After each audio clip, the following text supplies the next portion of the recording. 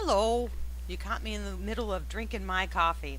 All right. Welcome to week 4 of CMST275. And this week, we're going to look at the potential that a digital or an e-memory has for our failing memories. Ay vey, I don't know about you, and I don't know if you've experienced this yet. I guess part of it depends on age, but once you hit your 40s, something really quite horrific happens. Not only does gravity take hold and do things to your face and other parts of your body, but it messes with your brain. You start to forget things. I remember the first time I really started noticing this. It was really very, very disturbing.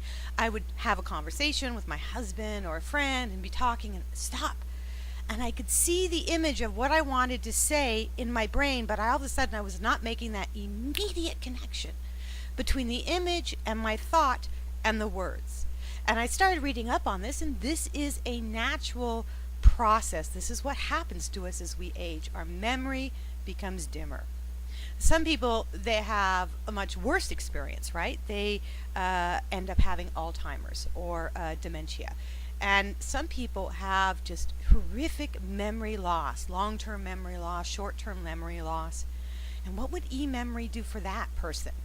What does it do for the person who has Alzheimer's? As a matter of fact, the SSCC right now is being used as a way to help people with Alzheimer's remember the events of their day. So e-memory has a wonderful potential to help us with our hardwired memory, which is extraordinarily fallible.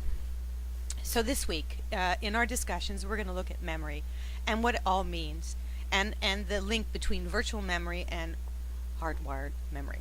The first discussion thread, I'm asking you to read Oliver Sacks, who is a famous neurologist. And he has a New Yorker article called The Abyss, and it's about somebody called Clive Waring. I'm also asking you to watch the video on Clive Waring. And this poor man has lost his memory to such an extent, he doesn't even have short-term memory. He has a kind of a long-term memory. For example, he can remember how to play the piano, but he can't remember having a conversation with you 2 seconds ago. His short-term memory is wiped out. What would total recall mean for this man?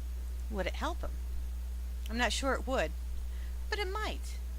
The second discussion thread, I'm asking you to read Chapter 5 in Total Recall, and we're going to look at what the potential of a virtual memory will have for us on a legal and medical ways. You're going to consider how many places your medical records are in right now, from when you were a child to present day. What would happen if you physically had possession of them? And if you did have possession of your own medical records, would you be able to better maintain your general health and well-being? We have also a third discussion thread this week. And of course, this third discussion thread refers back to your final project.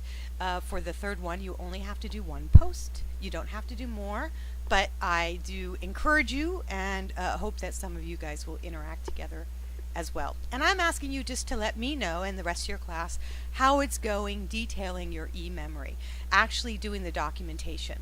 Has it been difficult to remember to document things? Has it not been difficult? Do you find it cumbersome?